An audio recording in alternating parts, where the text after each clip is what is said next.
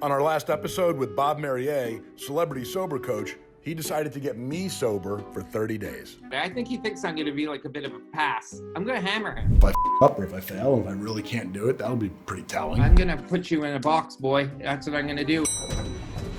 Let's do this thing, Bob. We're not going to agree on everything.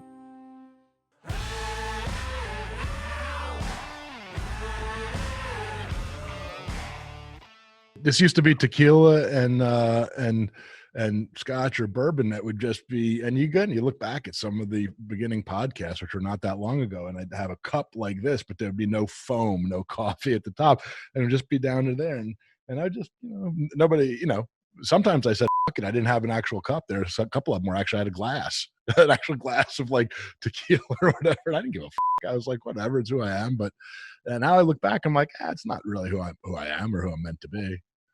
No, you're welcome to your genuine self. You're just getting to know yourself as an adult again. And that is whether, again, you have to look at that honestly. We can talk about the fact that, I immediately hit you with a proper, heavy hitting therapist that took the gloves off as soon as she met you. Like, you didn't think you were in Kansas anymore. You're like, oh, I could just take new. She was asking you hard questions.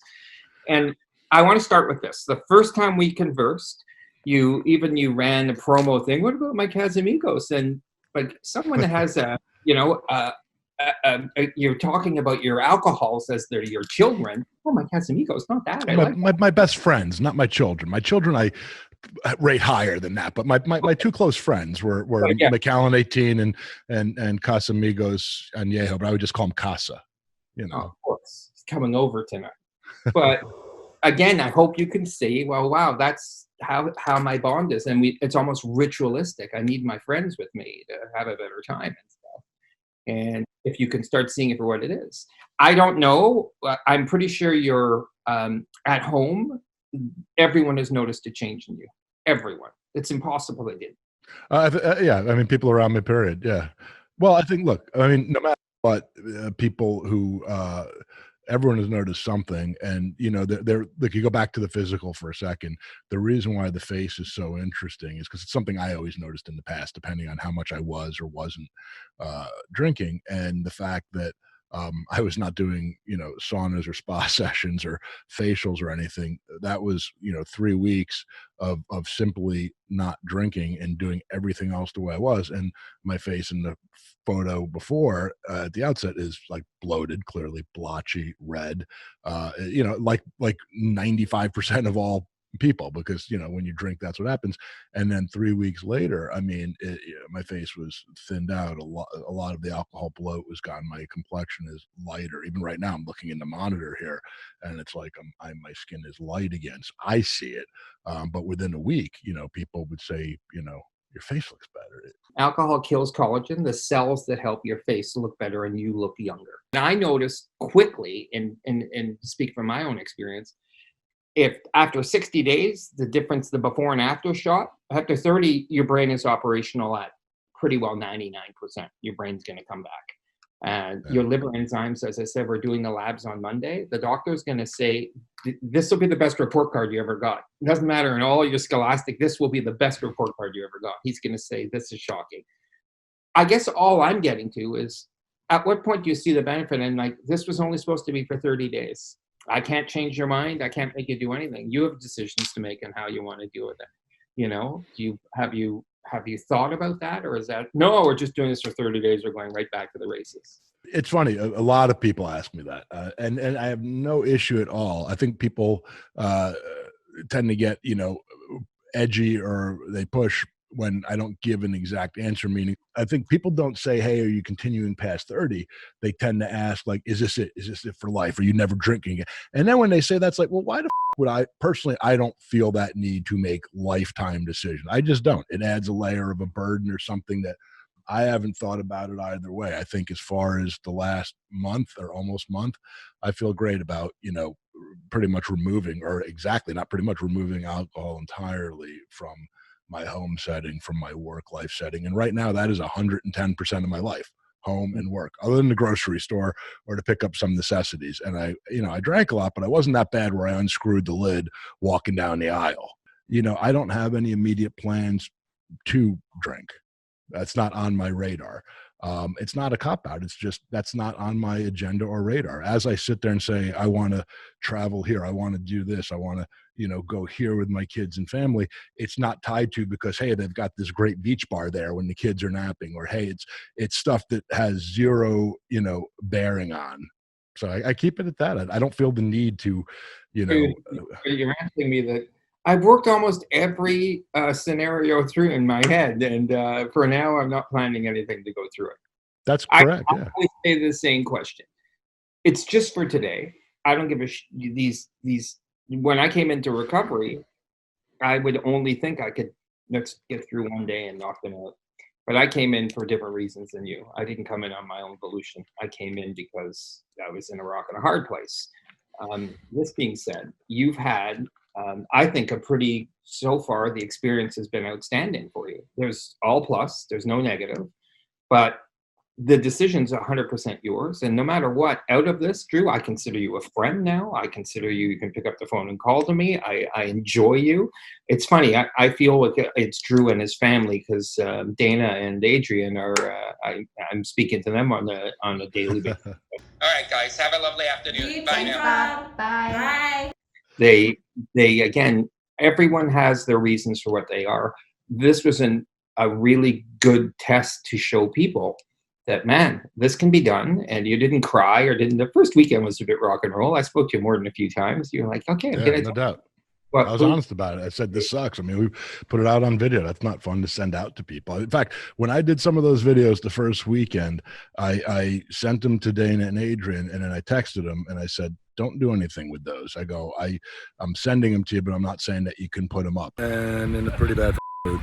That pretty much summed it up. Which was, again, I'd said at the outset, I'm going to be 100% transparent with everything. And I have been, but I had moments of, do I really fucking want the world, all the people I work with, clients, family, whatever. So for me, it was like I was waking up kind of feeling like shit because, I had not had any booze in my system for the first time in a while in those first several days. And I was around people who were drinking and not drinking, and that didn't make it any easier. Not that I resented it, because I don't want people to change their lives or their habits because of me. I don't want what I do to impact anyone either way. But yeah, I felt like shit, and I was talking about it, and I said, I'm not going to limit you. So no, I've not limited them on anything, but I had a moment of, it was kind of like breaking the seal of, okay, once I say, go ahead and you can show all of this, there's no turning back. And we did. We didn't hold anything back. I mean, they were evil. I mean, I love them to death. But the best thing about Dana and Adrian, and I ended up naming them the Sinister Sisters through this. They would literally, ask me questions during these interviews that only they would even know and see during the day. If I'd walk down the hallway and be like, that call sucked, and I can't even have a fucking drink.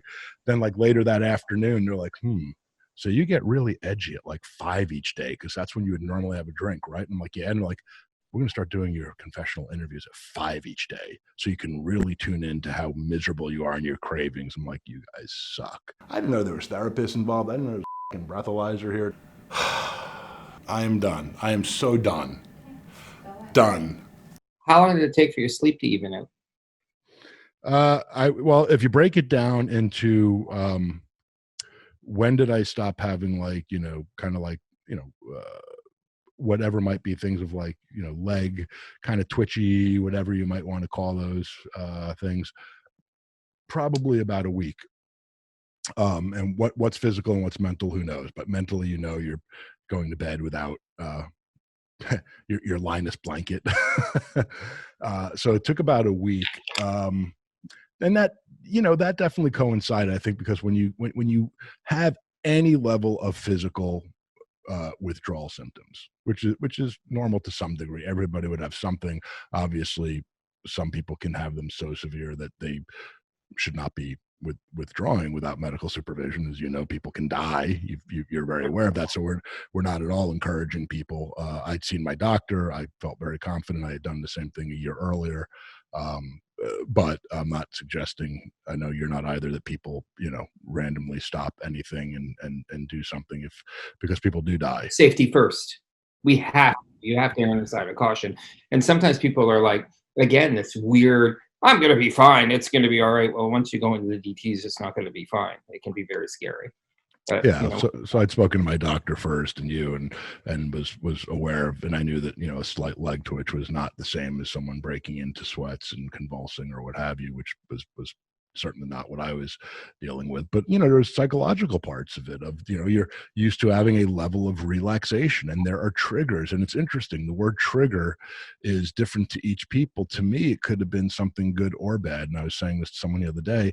It didn't even have to be a negative thing. It could be a positive thing, because you can address a frustration or a negative thing with booze, or it's a celebration tool.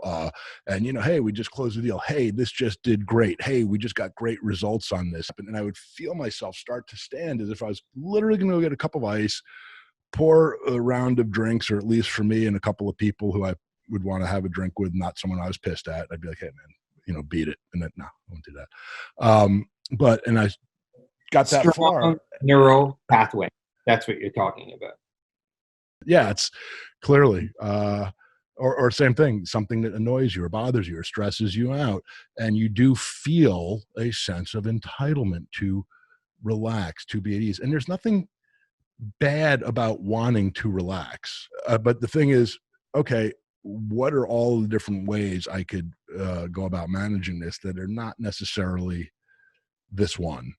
And that's really where my mindset went. And can't say it's like snapping a finger, and but you became keenly aware of these things happening during this process.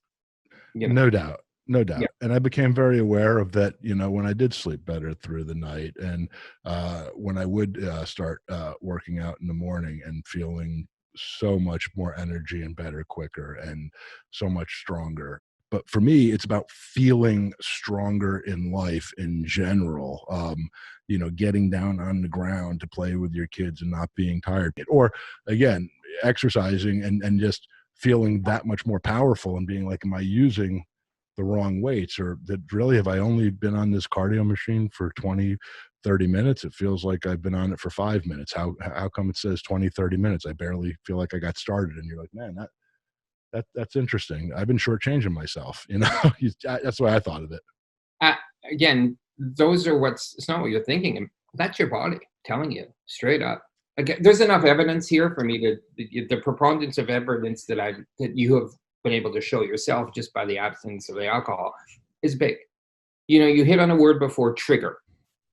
I always say that an alcoholic, are you breathing? Because if you are, you can be triggered. My eyes open? Oh yeah, I'm ready to go. That was my default setting before. I was always, this happened. So like this combination lock, well, I'm entitled to drink because, a multitude of these bad things triggered me into thinking that. That's not the reality. Reality, if as I wanted to drink, I wanted to drink.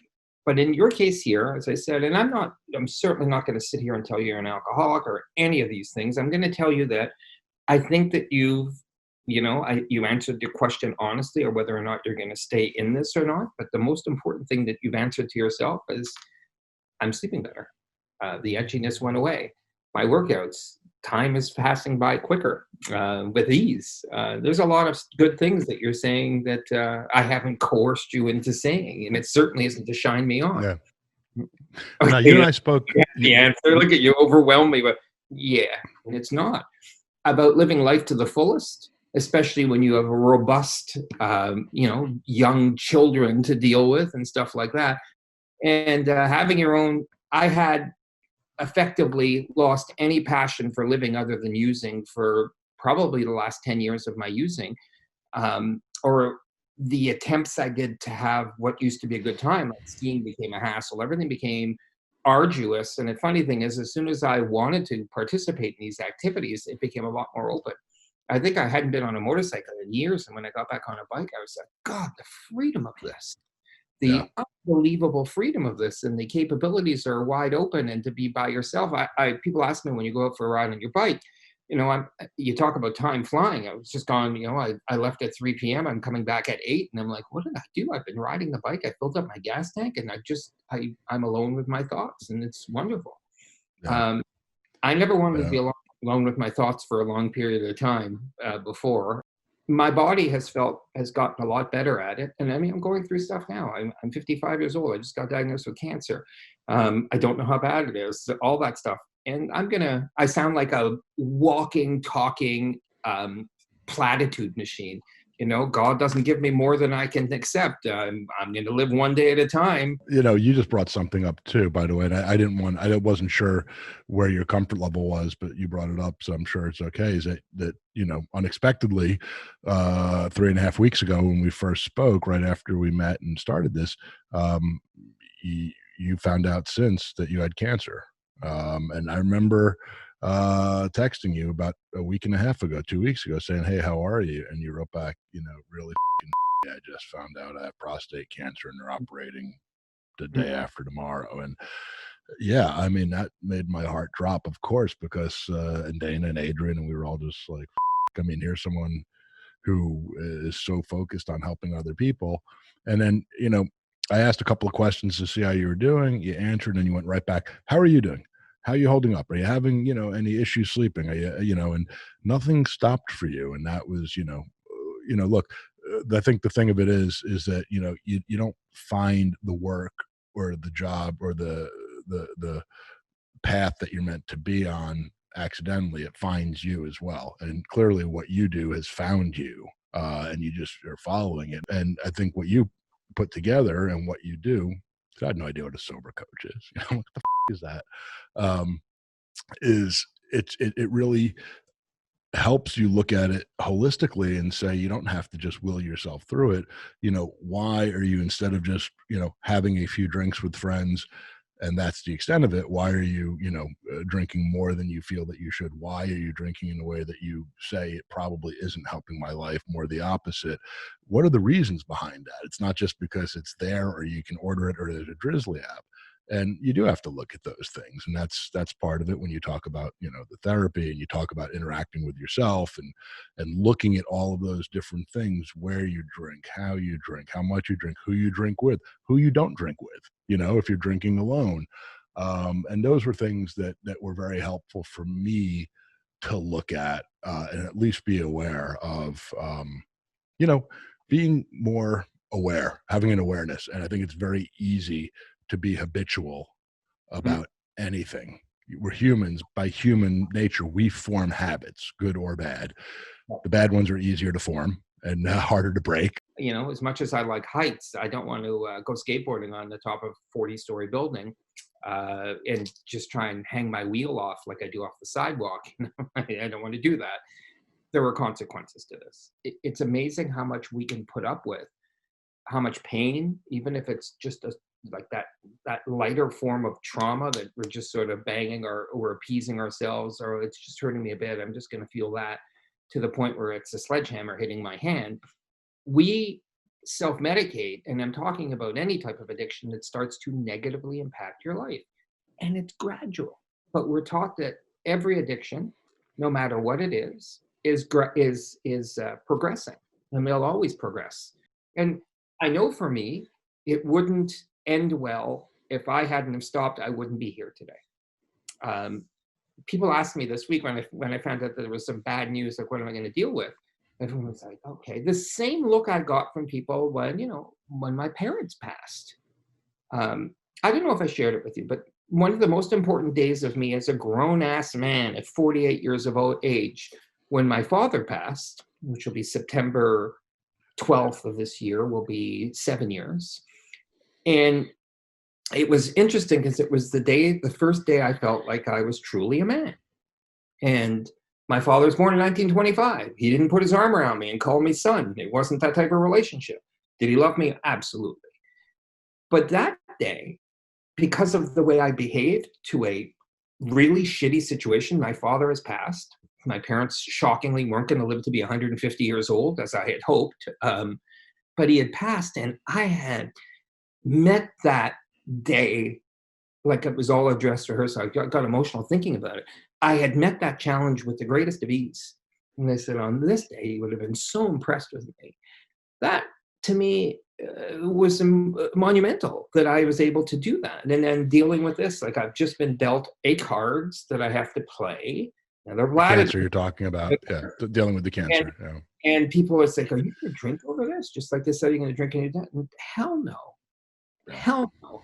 I'm going to deal with it the way I deal with everything, which is pretty well straight on.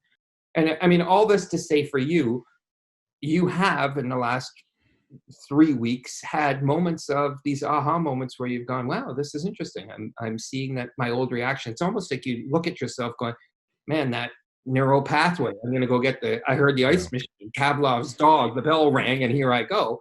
But emotionally, spiritually, financially, any addiction's gonna catch up to you in those. When I think back to growing up, I mean, I'm talking as early as 13, 14, at whatever age we all started drinking, which was around then, and, and through high school and through college and everything. I mean, the level of stupidity, ignorance, recklessness, not just with your own life, but with those of people around you. Um, when you make it through that and then get into your adult life and you have kids and a life and a career and a family, you have stability. I do think it is very easy without realizing it to not necessarily realize, that maybe I am drinking more or more often or a combination or both than I really should be, because you look back and compare it and say, no, we didn't just, drink a bottle of Bacardi upside down, counting bubbles for as long as we could to see who would win, and then put three idiots on the back of a moped, drive down the street in Arizona and crash into a Whataburger sign. So now that was stupid. All I did was have, a few drinks, at home on the couch and whatever a few means. So you justify things, or you're saying, no, I didn't drive drunk because maybe we're old enough and have enough common sense to call an Uber, or to go out in the evening and say, not bringing any keys, not driving tonight. Who's the designated driver? And that's wonderful if you are in that spot. And I did that through adulthood and planned responsibly that way. But then you stop and think and say, you're planning responsibly to somewhat be irresponsible, if not because you're not going to drive or do something else. You're still being irresponsible to yourself internally. You would call it to your liver, to your organs, to the next day, waking up and not feeling. And again, that's why I say, I could care less if anyone around me is drinking or doing whatever, like anything else. If I have a friend or someone I care about that is having a problem, whatever it is, I'm aware and want to be helpful. But if someone is, you know, enjoying themselves, having drinks, I think it's freaking wonderful. Have the time of your life, as long as someone doesn't feel that they're having a problem with it. I don't have an issue with any of that. I don't look at it. I have zero judgment in any way. But I think it's very easy, or at least for me, to compare my life now and circumstances of what is, okay, this is normal and there's no issue, because look what a freaking train wreck I was all those years. And if anything was going to happen, it was going to happen then. And maybe sometimes you just got to be thankful that you avoided the total crash, um, and just be more aware of. Doesn't mean that everything I'm doing is exactly the way I should be doing it. And I can be more aware and improve certain things, just because I survived that head on into the Whataburger sign and 17 other stupid things like that. And I had friends who didn't survive. That's the other part, friends who've died along the way. Many people know, I'm sure you do as well. I mean, I'm 48, so it's not like I have not lost friends who were in their own drunk driving accidents or other related elements, side effects of drugs or alcohol. And that's you stop and think about that. You're like, that's a pretty fucked up, of all the things that you could lose people to, something voluntary, you know? Yeah, on the scale of the insanity of when I was growing up, my dad used to say it was playing hee haw with the fuck around gang, which we both clearly had our own fuck around gang, and we did stupid shit. Long before Jackass, I was doing stupid shit. I was doing that stuff. I was the guy that drove his bike off the roof. That was me, and landed it. And of course, the guy tried it a year later and broke his back. I used to think that even when I was a young person, I was taking a calculated risk, because I was that in tune with how, I'm going to use my skateboard. They're going to pull me in the Volkswagen. They're going to hit the quarter pipe, and I'm going to get out of it because, like, it's enough power. I can't possibly skate that fast, but they can bring me up to 25 miles an hour, and I can do that. During high school at lunch, that was me. Yeah. That type of the stuff I did. So attention-seeking behavior apparently was part of my my repertoire. But where I'm today, after sidestepping all of those calamities, and some of them were fun, some of them ended poorly, emergency rooms, broken arms, legs, pieces. Yeah, that was it. There was this bar back when I was, and I say kid, and I mean, doesn't mean 21 because I don't know anyone where I grew up in New Jersey who waited to be 21 to drink. So certainly under 21. And they did have a breathalyzer in the bar. And I remember at the time, the idea was so that patrons could breathe into it and know if they had had too much to drink and not to drive. And about a week later, I remember going back and, said, "Hey, where'd it go?" And the bartender's like, "We had to take it." I said, "Why?" And he said, "Because you and your idiot friends kept having contests to see who can get it the highest." And that's, and man, did we think that was funny. And you look back and you're like, how stupid. And we weren't getting in cars, and certainly people did. We were riding bikes just because of where we lived at the time, but that's not the point. I mean, the fact that now I'm doing this breathalyzer as part of this program and accountability, and back then the fact that a bar would have put something in so that people can use common sense and not do the ultimate stupid thing of get in a car and drive, and our mentality was to pervert it and see how drunk we can get to blow the numbers through the roof. And but that was symbolic with everything. It was just always about taking something to the next level, and not in a good way. It was laughing about how wrecked you were. One of our slogans was in college, never forget the times you can't remember. And man, we thought that was so funny. And now I'm like, that's just not funny. I mean, that's just stupid. I want to remember it. I probably have less tomorrows than I do yesterdays, at this point. So I want to freaking remember it. A lot of people have said to me who have been watching this and following along, wanted to know your opinion on, and I didn't have an answer, and I wouldn't speak for you, what you think about medical marijuana, cannabis, the legalization. When Canada legalized it 2 years ago, coast to coast, I was asked my opinion on a national radio syndicated CBC show, and I said, they had some when they're going, "Oh, think of the children and the developing brain," and stuff like that. And I said, nothing's going to change, and nothing did change, except they're bringing in a lot of money. They're taxing a lot of money on a sin tax. I think that's great. I'm a hell of a lot for, if you asked me, would you rather someone drinking or smoking dope? I'll say smoking dope all day. The police has never rolled up on a domestic dispute where both parties were stoned. It's never happened. So I'm a proponent of marijuana. I think the legalization of drugs will end up being, what's the difference now when we have an anesthetized society? Benzodiazepine, Xanax, and Ativan, and Valium are given out like Pez candy in North America. And these are really serious drugs to help people through with their generalized anxiety, especially like Ativan and Xanax are used to be used for situational. And there are people that have scripts of them for years. I have a client that has over 30 years of Xanax use. 30 years. Do you know that it's so insidious? So and he is of an age where marijuana is still Mary Jane and it's bad for you. And that would probably be the easiest way to help him with the so-called anxiety that he has that's so bad. So my views on that is, yes, I believe in that 100%. But I'm a firm believer, like I said, it doesn't lead, alcohol really leads to some behaviors that are bad. And they're not, Yeah. It doesn't, this is Bob Marion certified. He says, if given the two, I would rather people smoking dope than that. And it's amazing the amount of money that people are spending on disinformation of marijuana to make us like that reefer madness mentality. Yeah. You're the developing brain. Prenatal alcohol syndrome is a real thing. All right. Oh yeah.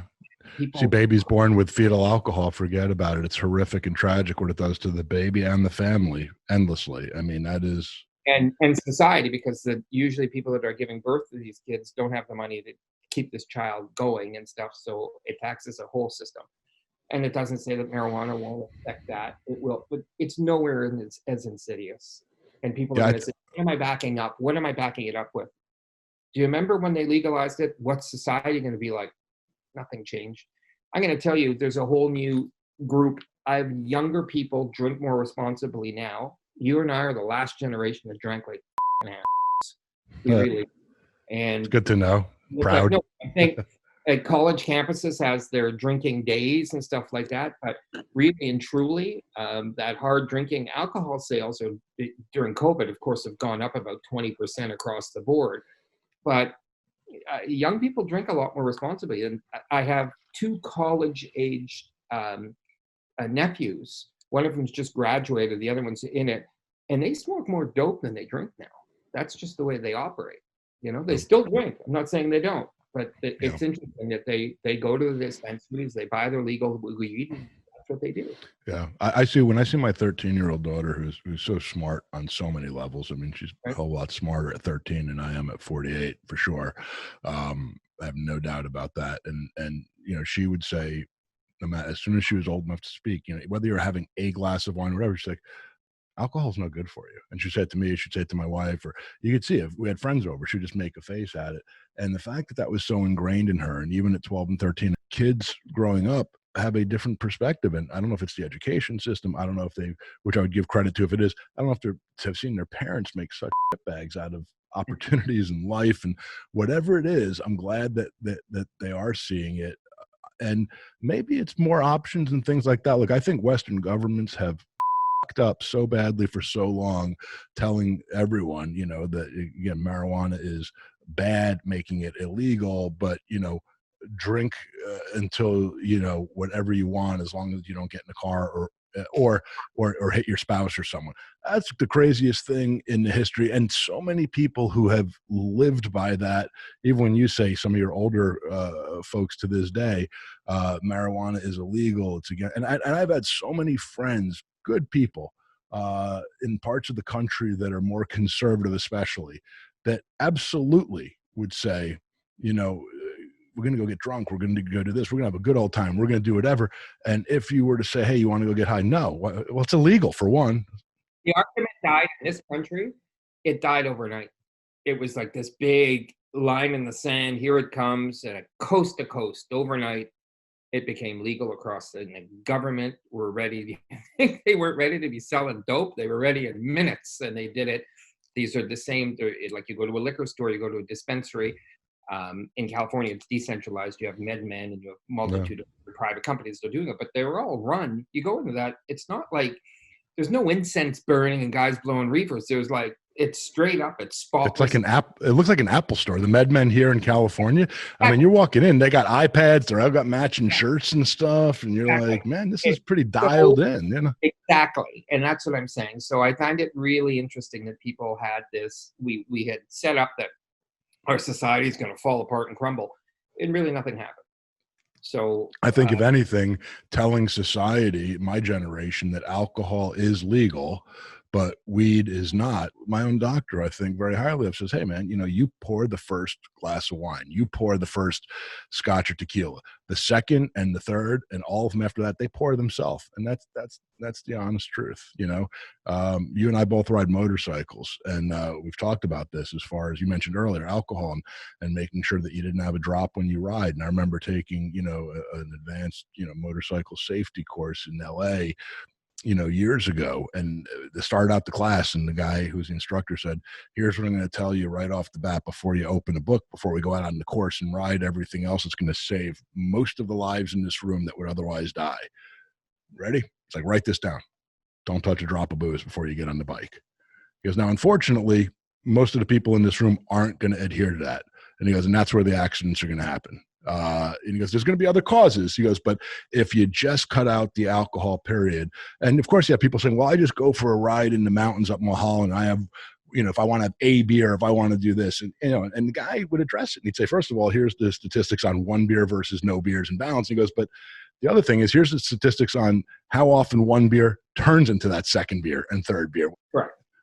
And I know for a fact that if it wasn't for, like, I can't even imagine putting it on most of the bike use in the 80s. I remember coming home on Halloween. It had snowed in Canada on Halloween, and I was on a 650, you know, Cafe Racer Ninja 600. Would you drive that with snow on the ground and drunk? I did. I must have dropped it 25 times in the 4-mile ride home, and I was covered. And I think of like today, and I'm like, how insane was I? How did I think that was going to be okay? You know. So Bob, we are kind of winding up for today, but I do want to tell you that our goal is not to wind up with you. Personally, I don't plan on going anywhere. I'm hoping that even though Monday is my 30th or 31st official month, we are going to share my results with you as soon as we get those back. You and I hope we're going to stay in touch. I'll know Monday or Tuesday when I send you a text if I get a "What are you talking about? Your month is up" autoresponder. I don't think that's how you roll, so I'm not worried about that. I think you're going to be okay. I think you kind of I'm glad that we found each other. I'm no matter what. And I have friends that are normal drinkers. I have friends that are still alcoholics that are still my friends. The joke is, I always get them at one point, but you're an absolute revelation, and I know that your goodness is, your insanity is far outweighed by your goodness, and I think you should work with that. And I wanted to tell you, I've just got asked by Dana something, so I can't read it at once. She's probably saying, "Look at these old guys; they can't run technology well." You want to tell Drew about the box I sent? Yes, Drew, I did send you a box. Denise would have sent the box. Much like you, I have very strong women that work for me. The mysterious Dana brought a box. Is that yours? Is this from North Carolina, from Hired Sobriety?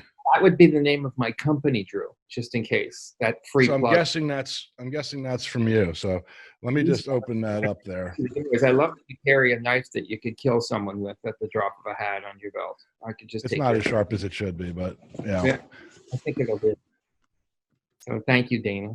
Like I said, as soon as this COVID's over to this was from one of our guests. He's a retired Navy SEAL who makes these insane knives that are a work of art, and B, come in pretty handy, I guess, if you ever need it. It's even got like a little glass breaker. I don't make any money off of it, but really ridiculously cool.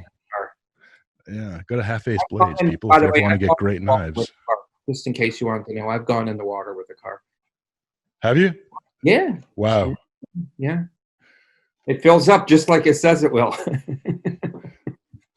Oh man, this is. I love this, man. Look at that. Look at that. Grateful. So all of that merchandise I sell is to go to a B corporation that I've set up that gives a benevolent corporation that gives money to get scholarships for men into treatment that can't get help. So that's what we do. I love this. I'm definitely going to be wearing it. Totally fucking grateful. I am, especially for meeting you. And one of the things we were talking about is we like to call on people from time to time to talk about, everyday topics and issues, so hopefully you'll be open if we ring you up and say, we're talking about this today or that today. And I have many opinions, and you clearly know that, but no matter what, I'm telling you, the responsibility that I have to you will continue because I take care of my friends, and you're a friend, and I definitely take care of you. Get your ass out here to Los Angeles as soon as this COVID thing lets up. Is herd immunity working yet? Has that happened yet? Isn't that what we ain't exactly taking that chance around here, so I don't know. But as soon as it seems safe, we would love to have you come by the studio. I know I'm going to call you this weekend to check in on you. So no matter what, we're going to be okay. Let's end on this note. You're going to be shocked when you get your reports. It's not a little bit different. It's going to be dramatic. You'll be like, your doctor will say, these are significant number drops, significant. And your liver thanks you. Your liver, which was the size of a catcher's mitt when we started, is back to normal size. I'm looking forward to seeing that. Bob, you're a beautiful person. You help a lot of people. We're going to stay in touch, you and I, and I'm sure a lot of others on your cancer battle. And you're going to win. You're going to keep it fast like you do everything else. I haven't gone public with it except for this because I'm trying to mitigate, but I can hardly wait till the fight happens. I'm going to be told what I have or to the degree of what I have because I know I have something. So then I'll be able to go from there. I'm surrounded by love and kindness in my life, and that is a direct result of my abstinence and my recovery. And because the flowers I got from you guys were beautiful, my sister was so impressed. And then I got a box of goodies as seen on TV. I was in a full Drew outfit the other day at the hospital, so you would have been happy to see that. And very much nice. Like the hoodie, it was very smooth. So, au revoir, parler, as they say in French, which we will talk later. See you later, guys.